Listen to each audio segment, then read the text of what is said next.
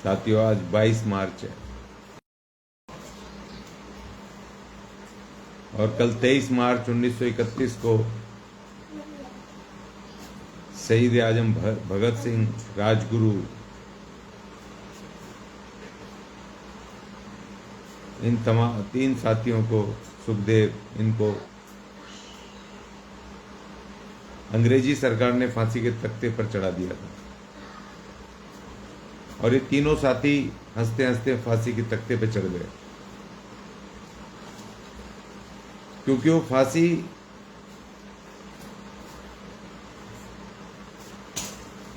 इसलिए हुई थी क्योंकि ये भारत की, देश की आज़ादी की बात कर रहे थे, देश के तमाम मजदूरों की तरक्की की बात कर रहे थे, देश के अछूतों की आज़ादी की बात कर रहे थे, उनके आत्मसम्मान की बात कर रहे थे।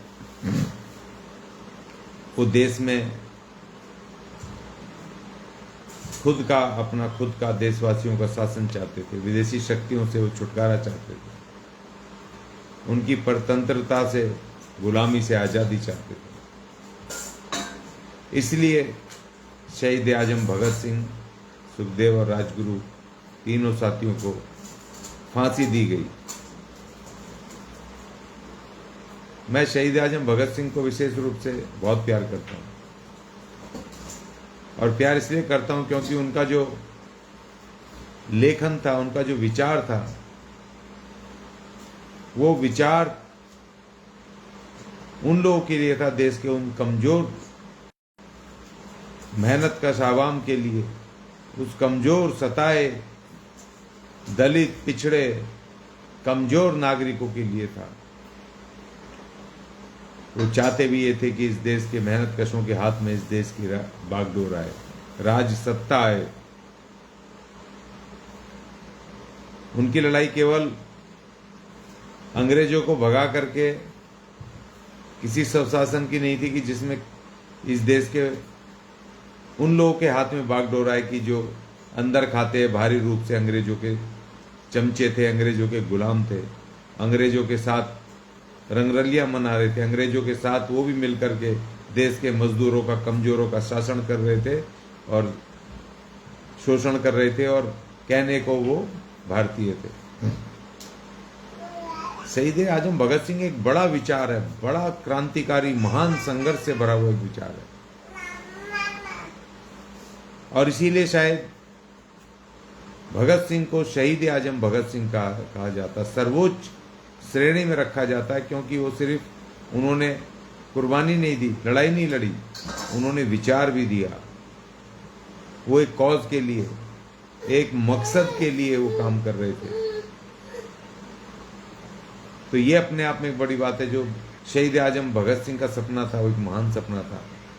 किस तरह का देश हो, देश में जो लोग होंगे वो किसी के आपस में भी एक दूसरे के गुलाम ना हो, देश में जाति व्यवस्था नहीं होनी चाहिए।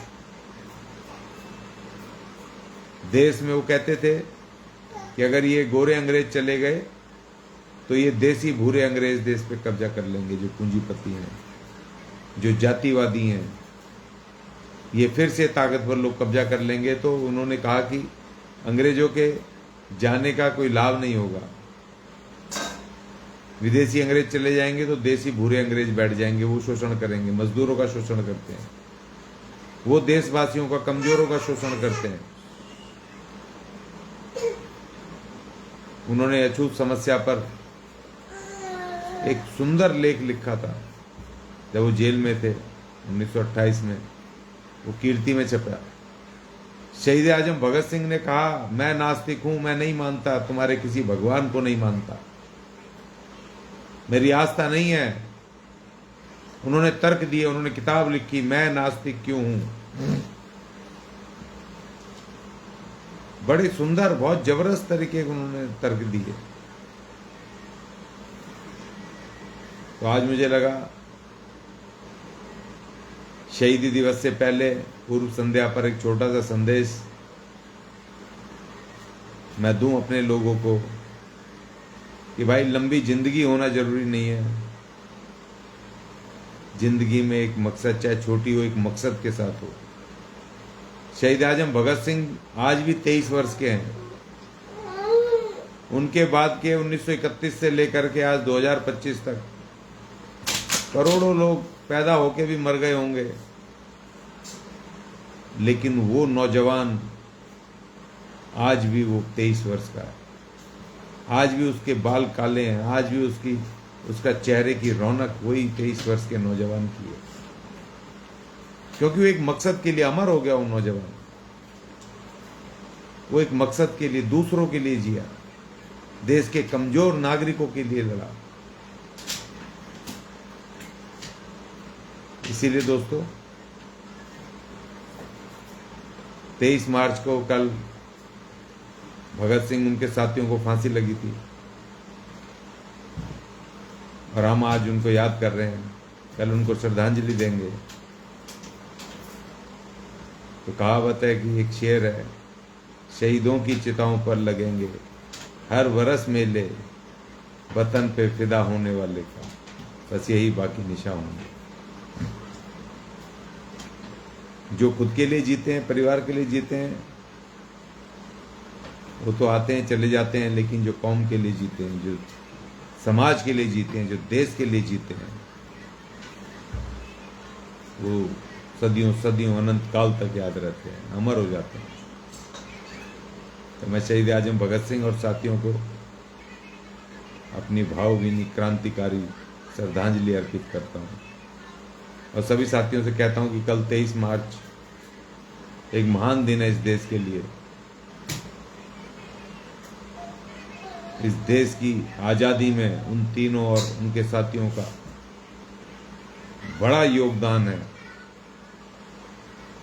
तो उनको सभी साथी कल याद करें, उनके विचारों को सुने, उनको विचारों तक पहुँचें, सिर्फ उनको देश की आज़ादी तक ना के संघर्ष में तक ना जोड़ें, उनके विचारों को, वो किस देश का, किस विचार का, किस तरह का भारत चाहते थे, उनकी भी खोज खबर करें, उन पे भी अपनी दृष्टि डालें, तो पता चलेगा भगत सिंह के उन महान विचारों का। तो साथियों, कल सभी साथी उनको अपने घरों में श्रद्धांजलि दें, जैसे भी दें, अपने सोशल मीडिया पे, व्हाट्सएप पे, जहाँ पर भी हो, फेसबुक पर कल शहीदी दिवस का संदेश डालें, श्रद्धांजलि अर्पित करें। क्रांतिकारी इनकलाब जिंदाबाद कहें, क्योंकि इनकलाब लाना चाहते थे, वो क्रांति लाना चाहते थे। जय वाल्मीकि, जय अम्बेडकर साथियों।